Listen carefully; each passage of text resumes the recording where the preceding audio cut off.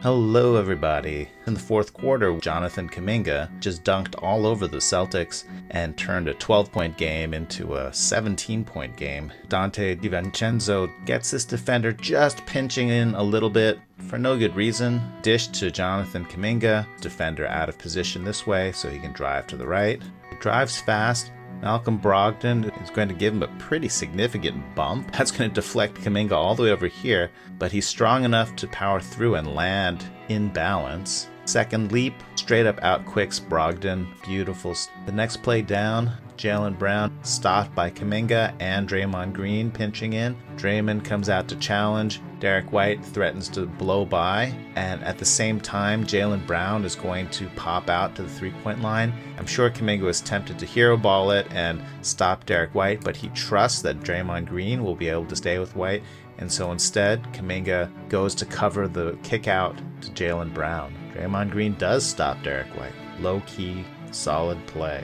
Right away, Donte counterattacking. This is such a small thing, but Peyton Pritchard never gets in front of Donte. So DiVincenzo just keeps on going. He says, well, you haven't stopped the ball yet. Jaylen Brown pauses to make sure DiVincenzo doesn't blow by. And Jonathan Kuminga with an extremely nicely timed cut and a great find from Donte. I don't think Jonathan stepped out of bounds there, but that was a close one. And now it's just time for takeoff. Okay, after I just praised Jonathan Kuminga for not overhelping on the previous play, it's hard to tell exactly who's at fault here. Pick and roll. Jordan Poole definitely thinks he is meeting the driver on the other side of the screen. So this is either a switch or he's going to show and then try to recover back to his man. But either way, he's coming to this side, but Jonathan Kuminga is fighting over the screen to stay with the ball handler. So this is a good little slip. Ball's going to come over the top, and then there's going to be a 4-on-3 over here. Kuminga does hustle to get back into the play, rotating to the cutting Jaylen Brown. Unfortunately, Draymond does not trust, and he stays in the paint to stop Jaylen Brown's cut here, and that leaves Derrick White open in the corner. Good find by Grant Williams, and now Draymond has a very long closeout, and the Warriors just get lucky. Kuminga talked after the game how excited he was that Steve Kerr called a play for him.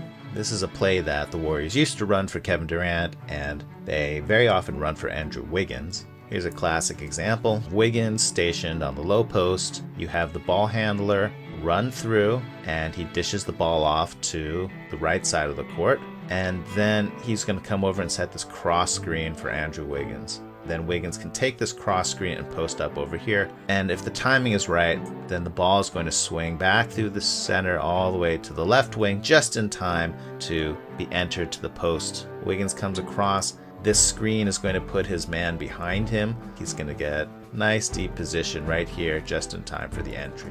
Here's another example from Kuminga's breakout game against the Wolves. The ball handler runs through, dishes the ball off to the right wing. In this case, Kuminga. Head tap actually has two options in it. We always have the cross screen from the small. Wiggins can either take the cross screen or he can reject the screen and zipper straight up to the top where he'll take this pin down from Draymond. In this instance of head tap, Jonathan Kuminga is just spacing to the corner.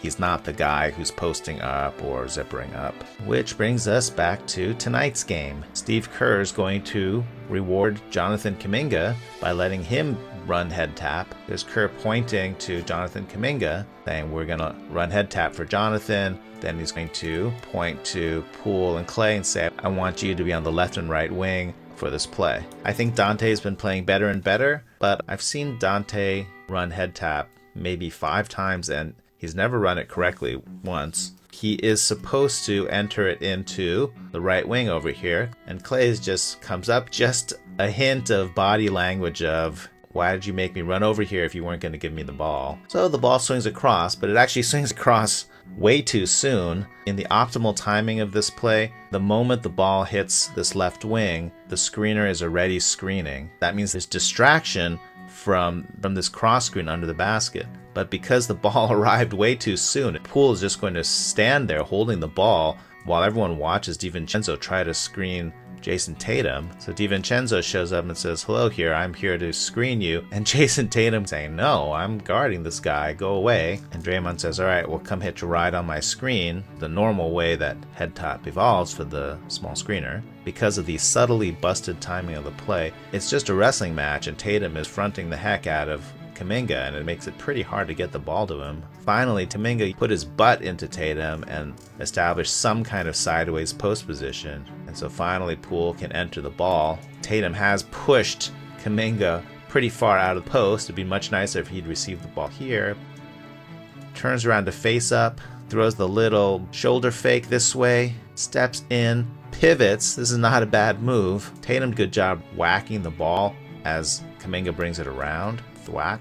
Even though Tatum is ready for him, he just outquicks him to throw it down. This is just a jumping contest. Who can get up faster, Kuminga or Tatum? Kuminga wins. The Warriors are so excited by this play, they pretty much would rather the game stop so they could celebrate. Draymond here, instant flying fist pump. The Celtics selfishly run a play instead of letting the Warriors celebrate. Draymond is going to point to Kuminga saying, you've got to guard Marcus Smart. Marcus Smart is going to drive and then throw a pretty big elbow at Kuminga. It's going to knock Kuminga backwards. Having cleared out some space, Smart then drives, and Kuminga tries to get back in the play, and he fouls Smart. So now the Warriors are having to do some championship level multitasking here. They have to simultaneously complain about the missed foul call while excitedly dapping up Jonathan Kuminga for that amazing play. Here's Jordan Poole. He's flexing on Kuminga to recognize that dunk. Kuminga is in the middle of complaining to the referee. He's going to flap his elbow to say that Marcus Smart elbowed me hard. Kuminga looking Marcus Smart in the eye saying, you know what you did, man. And he's going to mime the elbow. Jordan Poole, perhaps not quite reading the room, he still wants to celebrate. He's looking at Kuminga, trying to get eye contact. Donte DiVincenzo sets a pick on his own man to avoid Kuminga from getting into serious trouble. Draymond is an old pro at this. He is able to complain to the referee while showing the high five to Kuminga, and bang, they get the high fives going, excellent. And Kuminga goes immediately back mid-high five to looking at Smart saying, you know what you did, man. Jordan Poole thinks, I obviously have to hit Jonathan harder in order to make the celebration mode go on. So he just comes over and gives Jonathan a pretty big shove mid-death glare contest.